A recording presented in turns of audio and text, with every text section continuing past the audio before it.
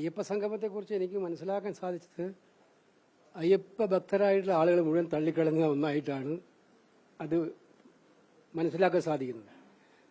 അവിടെ കണ്ട ശൂന്യമായ കസേരകളും ഈ സംഘാടകർ ഉണ്ടാക്കിയിട്ടുള്ള വലിയ ആരവങ്ങളും കൂട്ടി വായിച്ചാൽ നമുക്ക് മനസ്സിലാക്കാൻ കഴിയുന്നത്, പ്രത്യേകിച്ചിട്ട് അയ്യപ്പ ഭക്തരായിട്ടുള്ള വിശ്വാസ സമൂഹം ഇതിന്റെ തട്ടിപ്പ് മനസ്സിലാക്കിയിട്ടുണ്ട്.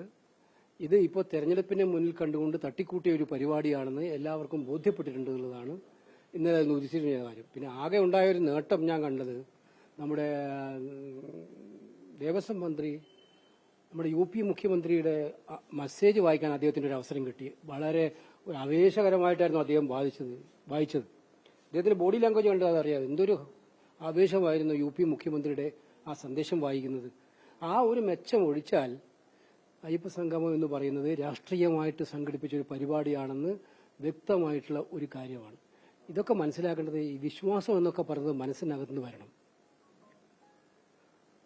പകുതി വിശ്വാസികളെ ഏറ്റവും സൂക്ഷിക്കേണ്ടവരാണ്, അല്ലെങ്കിൽ വിശ്വാസം അഭിനയിക്കുന്നവരെയാണ് ഏറ്റവും സൂക്ഷിക്കേണ്ടത്. അപ്പൊ ഇത് അവർ മനസ്സിലാക്കേണ്ടതാണ്, ഇതിനകത്ത് വോട്ട് കിട്ടാൻ വേണ്ടിയിട്ടുള്ള ഒരു ആയുധമാക്കിയിട്ട് ഇത്തരം സംഗമങ്ങളെ മാറ്റുകയല്ല വേണ്ടത്. ശബരിമലയിൽ നല്ലത് ചെയ്യാൻ ആഗ്രഹമുണ്ടെങ്കിൽ അത് ഉമ്മൻചാണ്ടി സർക്കാർ കാണിച്ചെന്നൊരു മാതൃകയുണ്ട്. ഇവിടെ വനഭൂമി വിട്ടുകിട്ടുന്ന കാര്യത്തിലും അവിടെ വികസന പ്രവർത്തനങ്ങളുടെ മാസ്റ്റർ പ്ലാന്റെ കാര്യത്തിലും അതിൽ ചെയ്യാൻ ഒരുപാട് കാര്യങ്ങൾ ബാക്കിയുണ്ട്. അത്തരം കാര്യങ്ങൾ ചെയ്യാൻ വേണ്ടിയിട്ടുള്ള ഒരു സർക്കാരിന്റെ ഒരു ഇച്ഛാശക്തിയോടുള്ള സമീപനമാണ് വേണ്ടിയത്. അത് 10 കൊല്ലം തീരാൻ പോകുമ്പോഴല്ല വേണ്ടിയിരുന്നത്, അത് വേണ്ടിയിരുന്നത് നേരത്തെ തന്നെയായിരുന്നു. അപ്പൊ ഈ 10 കൊല്ലം തീരാൻ പോകുമ്പോൾ ഉള്ളത് ഇലക്ഷൻ ഓറിയന്റഡ് മാത്രമാണ്, ഇലക്ഷന് വേണ്ടി മാത്രമുള്ളതാണെന്ന് അത് ജനങ്ങൾക്ക് ബോധ്യപ്പെട്ടതുകൊണ്ടാണ് ഇത് സമ്പൂർണ്ണമായി പരാജയപ്പെട്ടത്. ഇനി അവർക്ക് എന്ത് വേണമെങ്കിലും പറയാം, AI വീഡിയോ ആണ്, മറ്റു പ്രശ്നങ്ങളാണ്, ഇത് കാരണമാണ്. പക്ഷെ അവിടെ ഉണ്ടായിരുന്ന മാധ്യമപ്രവർത്തകരൊക്കെ ഉണ്ടായിരുന്നല്ലോ, അവരും AI വീഡിയോയിൽ കുടുങ്ങിപ്പോയോ?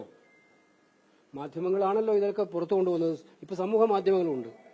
അപ്പൊ അതുകൊണ്ട് ഇത്തരം ഇനിയെങ്കിലും ഗവൺമെന്റ് മനസ്സിലാക്കേണ്ടത് രാഷ്ട്രീയ പ്രചരണത്തിന്റെ വേദിയാക്കിയിട്ടല്ല അയ്യപ്പസ്വാമിയെ ഉപയോഗിക്കേണ്ടത് അവർ മനസ്സിലാക്കണമെന്നാണ് എനിക്ക് പറയാനുള്ളത്.